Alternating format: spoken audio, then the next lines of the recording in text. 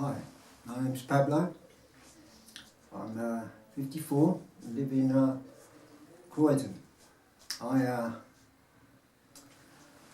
had a bad childhood, I suppose what you'd call a bad childhood. We were physically assaulted, I suppose you'd say, throughout a lot of our young life, my sister and I. And because of this, I spent many years in a children's home with my sister. It was a Salvation Army home, and it wasn't too bad. It didn't, it didn't make up for not having parents, not having a normal life, but it could have been a lot worse, I think. We moved back to our parents for a couple of years before we were 16, and things didn't go well. My sister left home, and I was put into another children's home, where I started getting into trouble with the police, and was put in secure units, or one secure unit. I never went away Borstal or anything when I was a child, because luckily I got judges who didn't really want to do that. Very nearly did, but they didn't. This didn't help in any way to introduce me into my early life. Adolescence. I started working then, and things seemed to not go too bad for a while, until I started taking drugs, and things very quickly went downhill.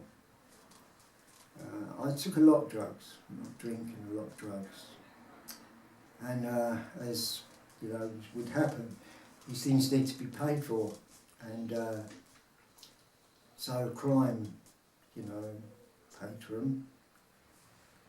But serious crime. I started robbing building societies and jewellers, post office, and I was caught in the summer of 1989, and to cut a long story short, I was sentenced to 12 years in prison without possibility of parole. And this was dropped to 10 years, like a year afterwards, which isn't a long time, but it helps a little bit. And I had a terrible time in prison. It was I got on the wrong side of them very early on, which is not a good thing. It's not a good thing to do, as I found out. I had like a couple of years of non-stop block and solitary confinement before I realised you can't beat the system, you have to go along with it, which I tried to do. It was a terrible time in those. I'm glad I went through it in a way, because it's taught me a lot of things, patience, and the difference between right and wrong, and how to get there, and where not to go in life. Like I said, I spent 6 years, 8 months in there, and while I was away though, I married someone, a nurse who lived down in Sussex, and I came out to her, and we were pretty close, but things didn't go well. Surprise, surprise, because I started taking drugs again. We divorced after a couple of years due to my behaviour. It was all my fault, all of it. 80% of it was things I really, really, really regret now. Because she stood by me for a couple of years. She visited every week, sometimes more than every week if I was in a local prison. And she did everything she could for me. She really did. But I ruined it because of drugs again.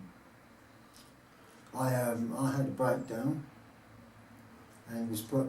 I was sectioned on the mental health act, and spent a couple of months. You know, you can't really explain to someone what it's like being in a mental institution. You know, you always think, you know, it's really mad people, but it's not. And I came out to, I was put into sheltered housing, and during that time, things didn't get any better. I thought everyone was following me, was trying to spray me with chemicals. I thought people were poisoning my food, my drink, even when the products were in shops. I didn't, you know, I just didn't trust anyone. It was an awful time. And I eventually, after trying various drugs, many different drugs, they found a drug that would it helped me, my psychosis, which they gave me in injection form. This helped a lot, and I was put into a sheltered housing in Crystal Palace, where I live now, 6 years ago. And apparently when I got there, you know, I was always out of my head on drugs or drink, and a lot of it I can't remember. It's just from the staff that tell me what I did, and other members of the house. I'm a lot better now because of that, but mainly because during this time I met someone called Daryl, who's helped me a lot. He guided me towards becoming a Christian, something I didn't do straight away. I did need time to think about it. Obviously, it's giving your life to Jesus is not something you can do just like that. You know, it's important, and since then I've attended Christchurch annually for must be 3.5 years now, coming up 4 years, and it's really helped me. It's probably been the only thing in life that has helped me. I wouldn't dream of committing most of the crimes that I did commit, and you know, it's just, it seems alien to me that, and it's hard to believe that I did everything I did. You know, but like I say, Jesus has stopped me getting in there. I know it's that because you can, well, obviously, tell when you become a Christian and then it stops, you know that it was that.